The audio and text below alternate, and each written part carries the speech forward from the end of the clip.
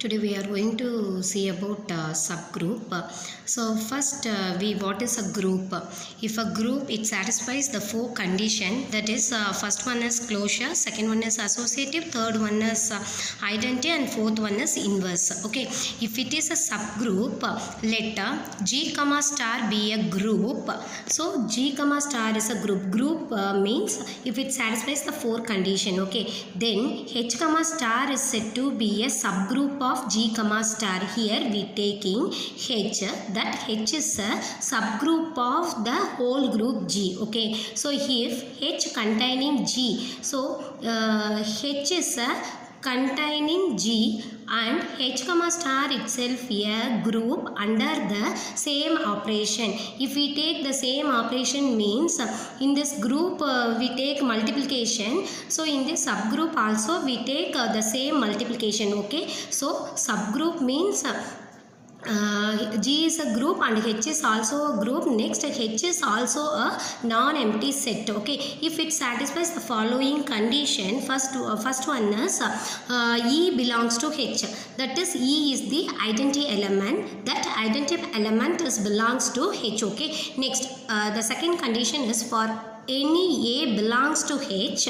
So if we know H is a subgroup, isn't it? So if it is a group that is satisfying the inverse property, so therefore A inverse also belongs to the H. Okay, next third one is for A comma B belongs to H. You know that this is a closure property. That closure property is A star B belongs to H also. So if it is satisfying the three condition, then H is a subgroup of G. Next we move on the theorems. Okay, so here see the theorem is the necessary and sufficient condition that a non-empty subset H of a group G to be a subgroup of A comma B belongs to H. This implies A star B inverse belongs to H.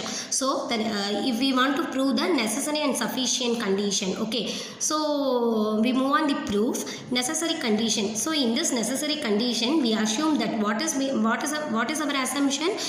In our assumption is H is a subgroup of G. H is a subgroup of G. Okay, so here also H is a subgroup of G. So H is a subgroup of G. We have to prove that A comma B belongs to H. This implies A star B inverse belongs to H also. That is our closure property. Okay. Next. So our assumption is H is a subgroup of G. We have to prove that A star B inverse belongs to H. Let A comma B belongs to H. So this implies the inverse property also exists. That is B inverse belongs to H. Then we combining A into B inverse using the operation. So that same is belongs to H. That is our proof. Okay. So hence we proved. Next we move on the sufficient condition. In this sufficient condition, assume that what is our assumption?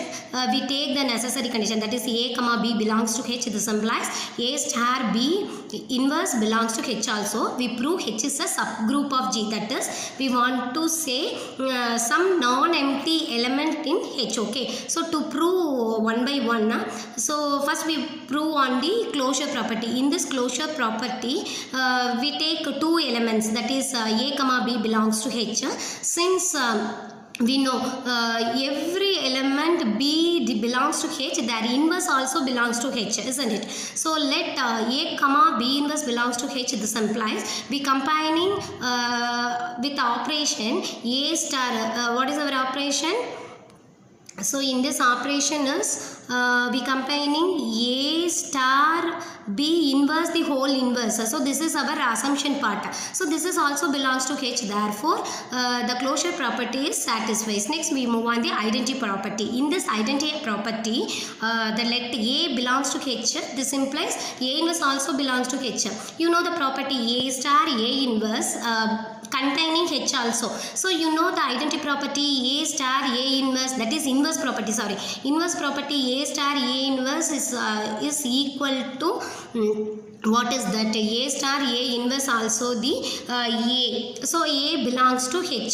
So here the identity element is E belongs to H also. Okay, so that is say that is E. So A star A inverse. Okay, this is equal to E. E is belongs to H. Hence the identity property is solved. Okay, next we move on the inverse.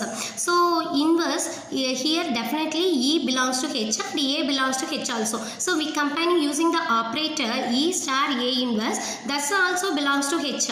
Okay, you know E star A inverse is also A inverse. A inverse belongs to H, so therefore H is a subgroup of therefore H is a subgroup of G. Hence we prove two things, if and only if. Okay, first we prove the what is that H star is a subgroup of G. Then we have to prove that what is that we prove A star B inverse belongs to H also. Then we take A star B inverse belongs to H. We have to prove that H is a subgroup of G. Okay, thank you.